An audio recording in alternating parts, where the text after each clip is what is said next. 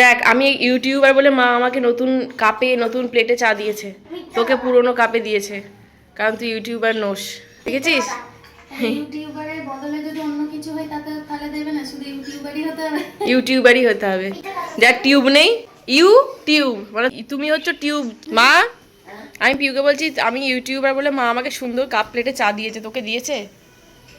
এই যে মা কিছুই জানে না, মা নিজেই দিয়েছে। ইউটিউবার নিজেই প্লেট কাপ বার করে দিয়েছে, এই হচ্ছে ইউটিউবারদের জ্বালা। বাজে জিনিস দেখালেই আপনারা চারটি কথা বলবেন, হ্যাঁ তোমাদের বাড়িতে কাপ নেই প্লেট নেই। সেই জন্য আমি কিনে নিয়ে এসেছি, আমিও খাবো, জামাইরাও খাবে, কিন্তু ছোট মেয়েকে দেওয়া হবে না। তো বড়দি তো খাবেও না পিউ এইরকম কাপে। না আমার ভালো লাগে না, আমার ওই কাপগুলোই দে, কোথায় গেল? তোর কিসে ইন্টারেস্ট আছে? আমার কিছু করার, চাকরি বাকরি কিছু। বুড়ো বয়সে তুই এরকম করে যাবি সেজে যে আমার 16 বছর বয়স, আমার বয়স এখন 16, তুই গানটা গাবি? কিছুরই কোনো বয়স হয় না, তুই নতুন করে আবার স্টার্ট করতে পারিস। শুধু সরকারি চাকরির বয়স হয়। তার বয়স আছে। সরকারি চাকরির বয়স হয়, সব সরকারি চাকরি দিতে পারবি না। দিশা আমার কোনোদিনই হবে না। পিউ মোটে ছুটছে, মাঠ কমপ্লিট হচ্ছে। ঠাকুরের জন্য ফল কাটা হচ্ছে, আমি দূর থেকে কথা বলছি, পরে লুচি ভাজা হবে। এইটা রেখে দাও তো। এই যে আজকে সকালবেলায় বাবা নদীর জন্য হবে লুচি, ময়দা মাখা হয়ে গেছে। পিউ ময়দাটা মেখে দিয়ে ঢাকা দিয়ে রেখেছিল, আমি এখন লেচি পাখি এগুলো ভেজে বেলে, মানে ভেজে বেলে না বেলে ভাজবো। আর এখানে পিউ তরকারি বসাচ্ছে, যদিও বাবার তরকারি দরকার হবে না, তরকারি দরকার শুধু নদীর। আমি প্রথমে ভেবেছিলাম যে আটা ময়দা মিক্স করে লুচিটা বানাবো, তারপরে আমার মায়ের যেহেতু না একটু পেট গরমের ধাত আছে, আর পেট গরম যাদের থাকে, কথায় কথায় লুজ মোশন হয়, তাদের কিন্তু ফাইবারটা কম খেতে বলা হয়। যেরকম আমার শ্বশুরমশাইকে বলা হয়েছিল লুজ মোশনের ধাত ছিল, ওনাকে বলেছিল ময়দা খেতে, আটা একদম না খেতে। সেরকম আমার মায়েরও তাই, আমার মাকে কিন্তু ময়দা খেতে বলা হয়েছে, আটা যাতে একদম না খায়। তো সেই জন্যই ভাবলাম যে মায়ের জন্য ময়দার লুচি হোক। এমনিতে তো আমরা খাবো না, আমরা মুড়ি খাবো আমি আর পিউ। তো মা বোধহয় একটা কি দুটো খাবে, বাবা আর নদীর জন্যই মেনলি করা হচ্ছে। কালকে যে পায়েসটা করেছেন ওটা সযত্নে তোলা আছে, বাবা বোধহয় লুচি দিয়ে পায়েস খাবে, আর নদী তো একদম আলুর তরকারি চাই।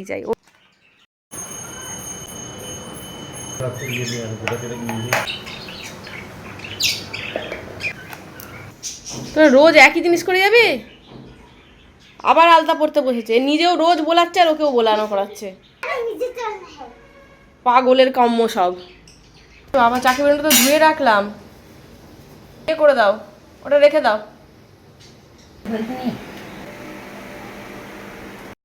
কি হলো? হ্যাঁ কি বলছিস ভালো করে বল, শুনতে পাচ্ছি না। ওর তরকারি পছন্দ হয়নি, পছন্দ হয়নি, বলছে এটা তরকারি নয় এটা জল। আমি দিদি পিউ কমপ্লিট।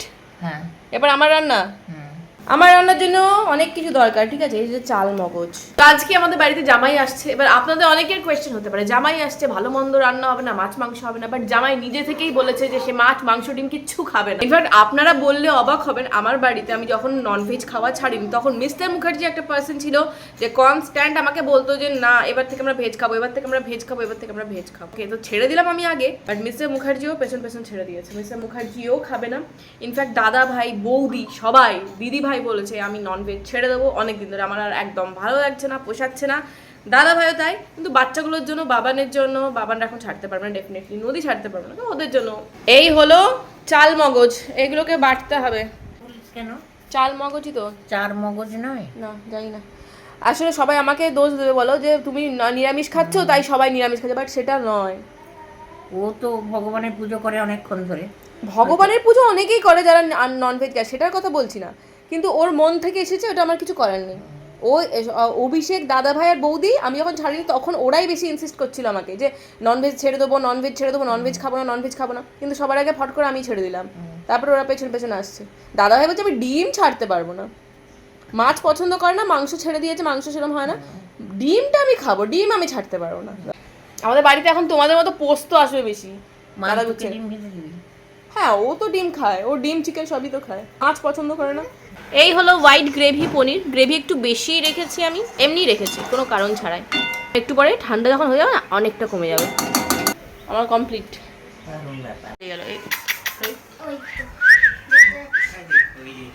খাবার জোগাড় হচ্ছে, মা করছে এখানে কচু ভাতে মাখছে সর্ষের তেল কাঁচা লঙ্কা দিয়ে। এখানে আছে কুমড়ো ফুলের বড়া, এই হচ্ছে পনির, এই হচ্ছে মুগের ডাল, আর এই হচ্ছে বাটি পোস্ত। এই যে কালকে আমার বানানো পায়েস খাচ্ছি বসে বসে এখন সবাই। কি বলছিস? ওখানে প্যান্ট আর চুলগুলো কোকড়া, নয়ন স্যারের মতো মুখটা। মা তোমার নয়ন স্যারকে মনে আছে? মন থাকবে না, খোলা আছে তো কি হবে, কাটা যাবে না নাকি? কোনো আওয়াজ পাওয়া যাবে না, কিন্তু এইটা দেবো যে আওয়াজ পাওয়া যাবে না।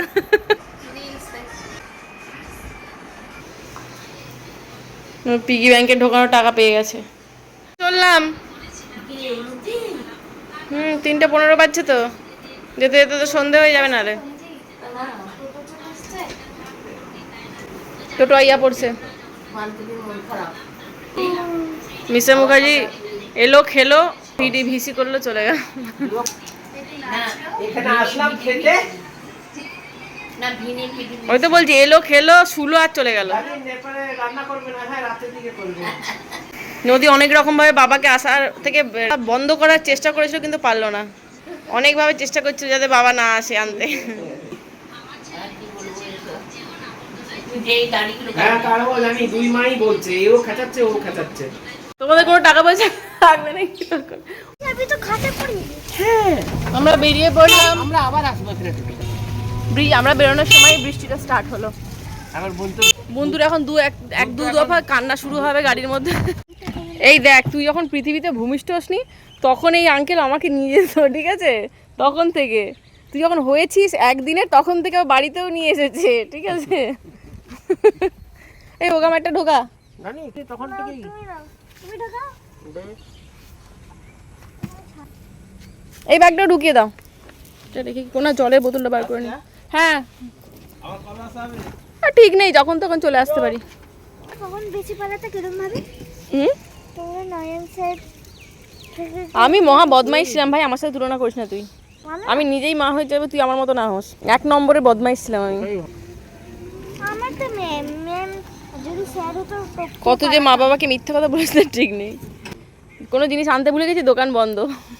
মা বলছে হ্যাঁ মিথ্যা কথা বলছি, দোকান বন্ধ। আমি বলছি হ্যাঁ তুমি জিজ্ঞাসা করো ফোন করে হেমন্ত কাকুকে, কিন্তু হেমন্ত কাকু কোনো ফোন নাম্বার ছিল না মায়ের কাছে, বলবে কি করে? আমি কনফিডেন্টলি মিথ্যা কথা বলতাম। বাড়ি থেকে ফিরতে দেরি হয়ে গেছে, জানি মা বিশাল বকবে। বেরিয়ে ঢুকতে ঢুকতে মা মা করে চিৎকার করে, জানো তো এই কাকুর সাথে দেখা হয়ে গেছিলো পাড়ায়, এই কাকুর সাথে দেখা হয়ে গেছিলো অনেকদিন পর। কাকু অনেকক্ষণ দাঁড়িয়ে কথা বলছিল, আদেও কিন্তু ছিলাম, কিন্তু কিছু হয়নি। এটা ঢপ দিয়ে দিলাম, ঝাড়টা খাওয়ার হাত থেকে বাঁচাতে। ততক্ষণে পর্যন্ত মা একটু চুপচাপ হয়ে গেল, কিছু আর বললো না। এরকম ভাবে ম্যানেজ দিতাম। পেছনে কিসের এন বলো বেটা? পরশুদিন এই সুস্বাগতম আরামবাগটা থেকে ঢুকলাম, এখন টাটা আরামবাগ হয়ে যাচ্ছি। টাটা মানে চাকা। আকাশের অবস্থা দেখে মনে হচ্ছে কোথাও বৃষ্টি হচ্ছে সামনে, প্রচুর জোরে। করে জল, ওখানে জল দেখতে পেলাম। মরিচিকা, আগে মরিচিকা শুধুমাত্র কোথায় দেখা যেত বলতো? ডেজার্টে দেখা যেত, মরুভূমিতে দেখা যেত।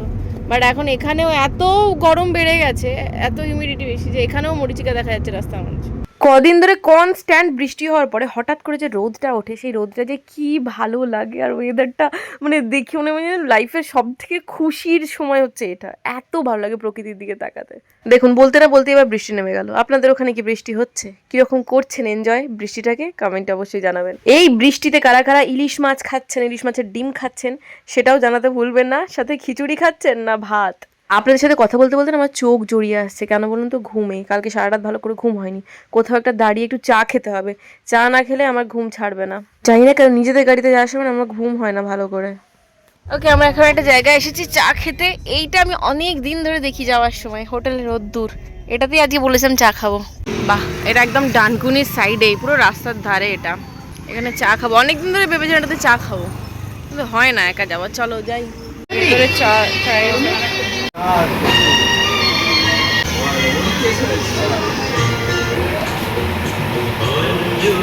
ঢুকেই দেখলাম বাপ্পিদার গান চলছে। আর ছোট্টবেলায় মামা বাড়িতে পুজোর সময় গানগুলো চালানো হতো। হঠাৎ করে নস্টালজিক হয়ে গেলাম।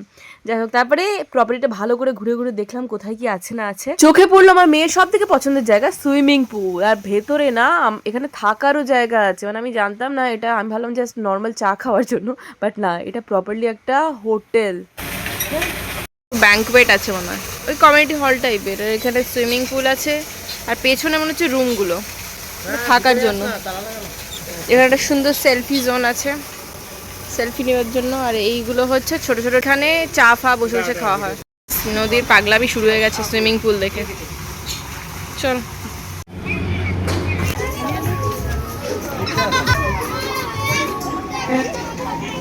প্রথমে চা নিয়ে নিয়েছি। আমার এটা ব্ল্যাক টি না লেমন টি কি দিয়েছে জানি না। আর এখানে মিস্টার মুখার্জির মালাই টি। খাও মালাই টি, খাও, খেয়ে বলো কেমন। তুমি একটা অদ্ভুত প্রাণী যে মালাইটাকে বেছে চাটা। হ্যাঁ একদমই তাই, আমি সর একদম পছন্দ করি না। খাও খাও খাও। পয়সা দিয়ে খায়। আমি খাই না, আমি ফেলে দিই, মুখে লেগে গেলেই ফেলে দিই। ভালোই হতো। এলাচ দিয়ে করেছে পুরো। তো খেয়ে দেবো, ভালো হবে। আমি কি খাবো দাঁড়া, আমার খাবার রাখি তবে। এই যে ধরো নদীর চিকেন স্যুপ, যেটা ভীষণ গরমও খেতে পাচ্ছে না, সেটা আমাদের মাশরুমগুলো খাচ্ছে বসে বসে এক এক করে। আর এটা হলো আমাদের ফ্রাইড চিলি মাশরুম। আর এটা হলো মশালা পাপড়। নাও, মশালাই তো ভর্তি পাপড়ে। আমি গেঁথে দেবো। হ্যাঁ বেরোলাম। ওয়েদারটা এখন বেশ ভালো, বৃষ্টির পরে পুরো একদম রোদ উঠেছে, সুন্দর লাগছে, পুরো গ্রিনারি গ্রিনারি। রোদটা দারুণ উঠেছে, পুরো পড়ন্ত রোদ। এত রকমের কালার আকাশের মধ্যে, অসাধারণ। মেঘগুলোই তো বলছি, মেঘগুলোর কালার দেখ, মানে কালো সাদা অ্যাশ ভর্তি। প্রত্যেক সানডে এখন সেকেন্ড ব্রিজ বন্ধ থাকছে হিসেব মতো। অভিষেক যখন সকালবেলা এলো সেই প্রবলেমই ফেসেছিল, কারণ সকালের মনে ছিল না ব্যাপারটা। বাট এখন আমরা তাই ভেবেছিলাম। যাই হোক, আমাদের ঢুকতে ঢুকতে 7টা বেজে গেছিলো। 7টার পর থেকে নর্মাল শুরু হয়ে যায়, মানে যেতে দেয় কি, সেকেন্ড ব্রিজ চালু হয়ে যায়। আমরা নেমেই কচুর শাক নিচ্ছি। এটা অনেক ওয়েট, এতটা লাগবে না আমার। 20 টাকা নাও না। এই যে রান্নাগুলো এতটুকু। হ্যাঁ সেই এসেই আমি দেখতে শুরু করে দিয়েছি লক আপ। 2টো এপিসোড আমার দেখা হয়নি, 2টো এপিসোড দেখে তারপরে ঘুমাবো। তুমি কি করছো এখানে? আমি লকআপ দেখছি। কোথায় দেখছো? তুমি তো মোবাইল দেখছো। ওই একসাথে। একসাথে? মোদি এখানে ঘুমিয়ে গেছে, কালকে স্কুলও আছে। ঘড়িতে বাজছে 12টা 10 আর কি। ওকে ওকে ওকে, আমি এখন ঘুমোবো না। আমি ডেফিনেটলি এখন কিছুটা এগিয়ে রাখবো। কালকে আমার সকালবেলা অনেকগুলো ব্র্যান্ড শ্যুট আছে, সেগুলো করব। তারপরে কাজ আছে, হ্যাঁ না অনেক কিছু আছে কালকে, ভালো লাগছে না, জবরদস্ত। ওকে, তো আজ ব্লগটা এখানে শেষ করছি। কালকে নতুন ব্লগের সাথে দেখাবো। ভালো থাকবেন, সুস্থ থাকবেন, সবাইকে ভালো রাখবেন। Bye bye.